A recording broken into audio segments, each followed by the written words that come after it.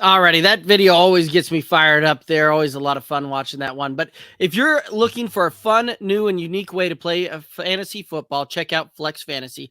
The best way to challenge people not just in your league, but across different platforms there as well. You got a disagreement amongst you and your friends or your coworkers about who's got the better team? Settle the debate with Flex Fantasy. You can find them at flex.fan/good old boys FF. That's FLEX.fan/GOODOLDBOYSFF and check out Flex Fantasy there. So Kevin, we've been doing Flex Fantasy here for over a year now. And it's always a lot of fun being able to hop in there, go in there and challenge the arenas, hop in there, look at it, pick some sides, right? Like even if we're not necessarily challenging that, but even just looking at some of the roster constructs and looking at some of the challenges that folks have up there and being able to pick a side and rock and roll. And that's where we're going to head right now to. We're going to head to the arena. And so let's go ahead and just hop in here. We're going to start taking a look at some matchups. First one we're going to do, it's going to be pick a team, and we're going to take a look at PK SDG's team and Wally 420's team here. And we're going to take a look.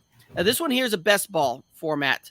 Looks like it's got a full IDP type of deal here as well. But as far as the best ball format, you got Lamar Jackson facing off against Aaron Rodgers, AJ Dillon against Dalvin Cook, Cordell Patterson, Najee Harris, Justin Jefferson, Cortland Sutton, Michael Thomas, Brandon Cooks, Tyreek Hill, DK Metcalf, Kyle Pitts, Zach Ertz, Robert Woods versus James Conner, George Kittle, Chase Edmonds, and then you've got Hubbard, Chandler Jones, Owe versus Oliver, Bosa versus Davenport, Olukum versus Cunningham, Roquan Smith, Nick Bolton, Jordan Brooks, Holcomb, Abram versus Sertan, Derwin James versus Mika Fitzpatrick, and Duggar versus Diggs. So lots of players here. And this is a matchup that we typically don't see a whole lot here, this deep as far as an IDP type of league. But take your shot. Who are you kind of liking in this one?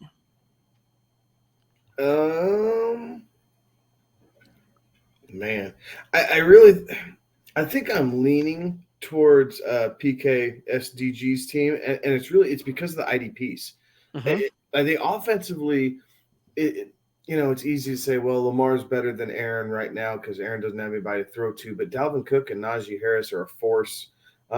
Justin Jefferson, obviously, we saw what he did to kind of go through there. But it's really the IDPs, and specifically, Derek, if you don't mind going down to the linebackers. Thank you, sir. So, holy crap! Like Nick Bolton was a tackle machine for Kansas City, right? And Cunningham can be for Tennessee. Holcomb was a little quiet in week one, but Jalen Brooks, Roquan Smith, and Olukum are absolutely stinking tackle machines, like absolute generals in the middle of the field. And so for me, this is where it kind of comes down to. This is the biggest discrepancy that I see on the board is these three middle linebackers and how they're able to just rack up points throughout the game. And so for that reason, I'm going to be leaning towards PK's team. Yeah, I kind of like that one there as well. I think that they've got kind of some more firepower there as well. So I'm going to be looking at the PK's team there as well. All right, let's go ahead and we're going to head back to the arena. We're going to pick one more here to take a look at here, and we're just going to kind of scroll down and pick it randomly here.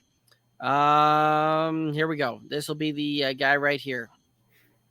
So we've got Digging It versus Magnetic Owls team, and this one's a straight up head to head, no best ball format here. But so you got Josh Allen, Patrick Mahomes, Stephon Diggs, Cooper Kupp, Robert Woods, Jalen Waddle, Joe Mixon, Aaron Jones, Cam Akers, Ken Walker, Darren Waller, J.K. Dobbins, Miles Sanders, Matt Prater, and Butker. Buffalo's defense versus San Francisco's defense here. What are your thoughts? As it stands, I'm leaning towards Magnetic Owls team. I am, I'm letting Akers sit on my bench here for the short term, right? Until we kind of figure out what the coded / deliberate message from Sean McVay to Cam Akers really was all about. J.K. Dobbins sat out week 1. Even if he plays week 2, I don't expect him to have a full run of touches. So you're going to run into some volume issues between Akers and Dobbins. Obviously, Waller cancels each other out. So yeah, if things get changed and you throw either Cordell Patterson, Damian Harris, or Gabe Davis in there, like I think one of those probably helps. And then for digging it, and then Magnetic Owls, Walker, right? Walker's the big one that you need to kind of get out of the way. You need to figure out what you're going to do there. So, whether it's Elijah Moore or hold on, scroll back down. You keep jumping the page on me, brother. There we go. Elijah Moore, I guess Brandon Ayuk, right? I mean, that's kind of what's there on the bench. But I would get Kenneth Walker out and put in one of those two. But I like the Magnetic Owls in this game. Yeah, at that point you move on Magnetic Owls, you move Miles Sanders into that running back spot, and then you put in a Elijah Moore, who would be the guy I would actually go with in this matchup here. Elijah Moore definitely showed a little bit of pop last week. 4 receptions on 8 targets and had a decent showing there. And I have a feeling the Jets are going to be throwing the ball a ton more. So I kind of like that one there. Digging it has some definite opportunity there, especially if he optimizes that lineup a little bit. But let's go ahead and take a Magnetic Owls team there, and we'll go ahead and rock and roll it that way. Calling for the upset. Absolutely. So, all righty, we've entered the challenge there. So, guys, again, you can head on over to flex.fan/goodoldboysff and go ahead and hop in and challenge. Make some challenges out there and go ahead and play that route and bring that thing home. Flex Fantasy, the new way to play fantasy football.